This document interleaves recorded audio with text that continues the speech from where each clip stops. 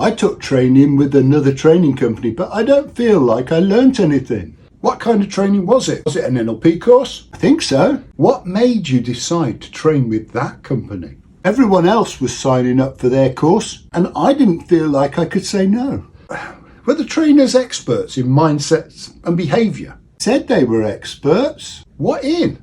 Marketing. So they don't coach one-to-one clients using everything that they teach? No, they said they were too busy. Did they teach you the mindset behind NLP techniques? No. Did you use the NLP mindset and techniques to evolve yourself during the training? Would I know if I had? Oh, you would definitely know if you trained with us. I don't think they liked me asking questions because they didn't really answer anything I asked. Didn't they? Why not?